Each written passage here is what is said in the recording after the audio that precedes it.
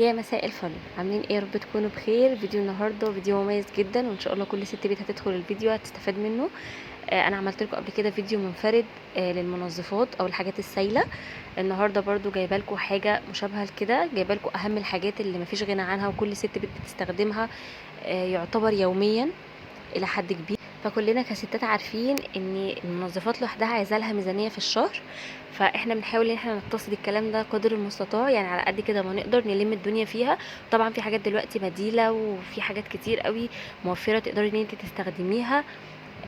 ولو مش حابه كل حاجه وليها بديل، يعني مثلا لو انا يعني بديكي اكتر من اختيار، وانتي بقى اعملي اللي يناسبك او اللي يريحك، او حسب برضو امكانياتك بتختلف من ست بيت لست بيت تانية.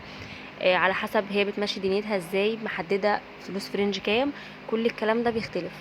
فدلوقتي انا هوريكم، انا هديكم الافكار زي ما احنا متعودين مع بعض، انا بديكي الافكار وانتي بتعملي اللي يناسبك منها. دلوقتي انا جايبه معاكم ايه؟ المره اللي فاتت انا كنت جايبه لكم صابون سايل وديتول وحاجات كتير قوي قوي، ومعطرات جو، ويعني كميه حاجات كانت كتير، كان يعني الفيديو بتوسع اكتر من كده، ولكن الفيديو انا مختصراه على حاجات اللي هي تعتبر الاساسيه شويه. جايبه ايه؟ جايبه الكلور. طبعا الكلور في منه بتركيز، بيبقى فيه حاجه خفيفه وبيبقى فيه حاجه اللي هي بتبقى شبه مركزه. طبعا هي ما بتبقاش مركزه 100%، يعني اكيد مستحيل، ولكن بتبقى يعني تركيزها اعلى شويه، وده بيبقى اغلى شويه. في ناس بتبيعه الكيلو ب10، وفي ناس بتبيعه اقل. في كيلو كلور بيبقى عامل 2.5، في بيبقى عامل 3 5 على حسب. انت برضو بتجيبوا الحاجه اللي تناسبك. الكلور ده انا بتعامل كده مع يعني مصبنتين 3 ناس معينين، هم دول اللي انا بتعامل معاهم. يعني لو ما لقيتش حاجتي عند ده بجيب من ده وهكذا. ففي يعني ايه ثقه كده ما بيني وما بينهم. فانا لما في حاجه مثلا محتاره فيها بقول له مثلا انت ترجح لي انهي، فبيقول لي ده مثلا. فهنا ده الكلور.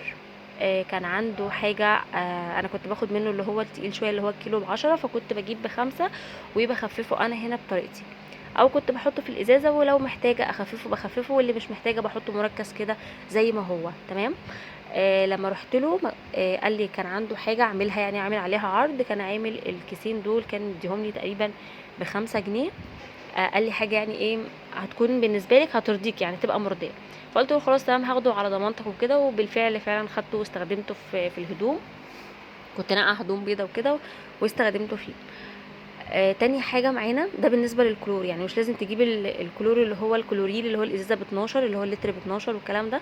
في حاجات بدايل اللي هي بتتباع عند بتاع المنظفات، بتبقى بالشكل ده زي ما قلتلك، بتجيبي ب5 ب2.5 على قد مقدرتك وعلى قد احتياجك هاتي. الحاجة التانية وهي الدوني. دوني اللي هو معطر الهدوم. انا كانت الازازة دي كانت عندي، كنت جايباها ب25 جنيه تقريبا. كان فيها حبة صغننين خالص، فضيتهم في ازازة تانية صغننة. والكيس اللي انا كنت جايباه ده حطيته في ساعتها في الازازه دي، كان عامل الكيلو ده كان عامل 10. في حاجه تانية كانت عامله 5، ولكن ابو 5 ده يعني اللي هو المنتشر او اللي هو الشعبي قوي، انا عارفاه. وكنت جايبه قبل كده منه الازازه المركزه اللي انا برضو كنت موريها لكم لو ترجعوا للفيديو اللي فات، اللي هو بتاع المنظفات. كنت انا عاملاه في البيت، كنت عامله تقريبا بتاع 8 لتر دوني، قعد معايا فتره كبيره جدا. وهو ده اللي بقول لكم عليه اللي هو الشعبي. الازازه بتاعته مش مكلفه خالص، يعني لو لقيتوها في اي مكان هاتوها وحلوها في البيت، بتفرق معاكي جدا. ولكن انا عشان مش متوفر عندي، فانا بجيب اللي هو الدوني، بمشي نفسي بقى. لو عجبني نوع ازاز بجيبه، مش متوفر جبت سايب زي كده. انا اول مره تقريبا اجيب من اللي هو السايب ده. برضو كان عنده كذا ريحه، كان عنده اللي هو بريحه زي البرفيوم والحاجات دي، ما عجبنيش. وهو برضو رجح لي الريحه دي وقال لي ده جربي. ده كان الكيلو عامل 10 جنيه. وزي ما قلت لكم هتلاقوه في اماكن كتير بيتراوح سعره من يعني ايه، في اسعار كتير، يعني بتفاوت بقى ب5 باكتر باقل على حسب. وبرده الدوني ده في حاجات بتبقى ينفع ان انت تخففيها. ومعانا هنا تالت حاجة اللي هي المسحوق. طبعا المسحوق ده هو الحاجة الأساسية والحاجة الأهم، والحاجة اللي تكلفتها بتبقى عالية جدا، خصوصا لو انت عندك غسالة اوتوماتيك. تمام، الغسالة اوتوماتيك طبعا عارفين ان المسحوقة بتبقى غالية جدا. وبرده الفوق اوتوماتيك اسعارها برضو يعني مش هينة قوي، ولكن هي يعني ايه ابسط من الاوتوماتيك. الفوق اوتوماتيك بيبقى الكيلو مثلا من الاوكسي عامل في حدود 50 جنيه. تمام كده. فاحنا بنحاول ان احنا نوفر في الموضوع ده ازاي، او هنقتصد فيه ازاي. حضرتك هتجيبي من اي بتاع منظفات، لان انا لغايه دلوقتي يعني بكتشف ان في ناس ما تعرفش اصلا ان في مسحوق سايب للغسالات اللي هي الاوتوماتيك او الفوق اوتوماتيك. يعني حتى الاوتوماتيك نزلوا لها برده مسحوق سايب. تروحي لاي محل انت بتجيبي منه او بتتعاملي معاه وبتقولي له انا عايزه مسحوق يكون سايب بس يكون كويس، او يديني نتيجه كده تكون مرضيه وينظف معايا. بيقولك طبعا على اكتر من نوع، يعني انا كان في نوع ب15 وكان في نوع ب20. فانا المره دي قلت له انا هدمجه مع مسحوق اكسترا. فهو رجح لي اللي هو ب15، قال لي خديه، فخدت 2 كيلو. الاكسترا ده كان تقريبا في حدود عامل يعني كان 4 كيلو.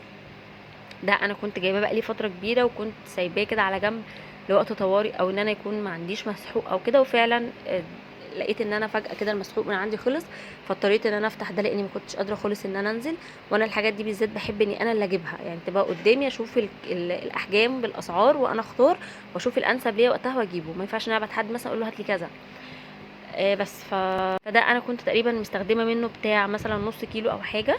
فبدات جبت ال2 كيلو السايب ده ب15 جنيه، يعني ال2 كيلو عاملين معايا 30 جنيه. ولو حابه تجيبي حاجه اعلى شويه هيبقى ابو 20. ودمجتهم مع بعض بالشكل ده. جبت العلبه بتاعتي بتاعت المسحوق، انا كنت غسلاها ومنشفاها كويس قوي، وكنت مستنيه لما انزل عشان اجيب المسحوق وادمجه مع بعض بالشكل ده. بقيت احط من ده شويه ومن ده شويه بحيث ان يبقى سهل عليا في التقليب، ما افضلش افضي من ده لحاجه تانية وارجعه فيه تاني عشان يدمج اكتر. وزي ما انتوا شفتوا كده استكفيت بالكم ده وخلصت ال2 كيلو تقريبا. حطيت قدامهم بمقدار 2 كيلو او 2 كيلو ونص من الاكسترا ودمجتهم مع بعض كويس. وطبعا بستخدمهم بالمعيار بتاعي ده او المكيال ده، بستخدمه مثلا في الغسله على حسب الغسله بتاعتك كبيره صغيره.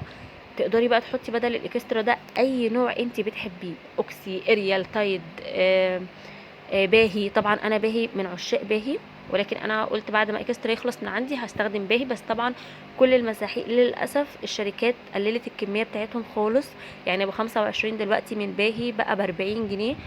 فالكميات بصراحه بقت قليله جدا، فالله المستعان. هنا بقى ده كيس كده معطر جو، هو كان مديهوني بريحه الخوخ. انا بصراحه ما بحبش معطرات الخوخ اصلا، يعني يعني ما بحبهاش، مش عارفه ليه ما بحبش ريحته خالص. فانا طبعا ما رضيتش اكسفه، فانا قلت يعني ايه هوظفه برده في استخدامي. يعني مثلا ممكن اعطر بيه التويليت بعد ما اخلص مسحه او كده، مش لازم استخدمه كمعطر. وعامه انا ما بحبش المعطرات اللي هي السايبه دي، اللي هي استخدمها في تعطير الشقه او المفروشات او الكلام ده، لا. يعني بيبقى مثلا اعطر بيها مثلا تويليت، امسح بيها رخامه، المع بيها الترابيزات والكلام ده، مش اكتر من كده. انما الجو والفرش والكلام ده كله بيبقى ليه حاجات تانية، فريده او اي نوع يكون ايه تركيزه يكون اعلى شويه. هنا جبت البخاخه دي كان فيها ميه بخل، فدلقتها لان هي كان بقالها شويه يعني. فدلقتها وبعد كده غسلت البخاخه كويس وبدات ان انا فضيته فيه، واتبقى حبه صغنطين خالص كده. دخلتهم ربطتهم كده وحطيتهم في التويلت. قلت ايه اول ما امسحه هعطر بيه على طول في الارض، يعني هرميهم كده في الارض وامسحهم على طول. بس ده كده كان الفيديو بتاعنا. اتمنى تكونوا استفدتوا. طبعا الفيديو اللي قبل ده اللي هو بتاع المنظفات ممكن اسيبه لكم في اول كومنت مثبت تحت، تقدروا ان انتوا تستفيدوا منه برضو. كنت عاملاه يعني بشكل اكبر بكتير، كنت جايبه لكم الكولوريكس الالوان والمعطرات بتاعه الجو والملابس، حاجات كتيره جدا جدا كانت في الفيديو اللي فات. كنت منفرده كده بكل حاجه لوحدها باسعار وكل شيء، وكنت جايبه من كل حاجه اكتر من نوع. فانا كده بوريكم اهو. خلاص دي الحاجات اللي احنا نقدر ان احنا نقتصد فيها، وطبعا يعني هتوفر معاكي كتير جدا فوق ما اي حد يتخيل.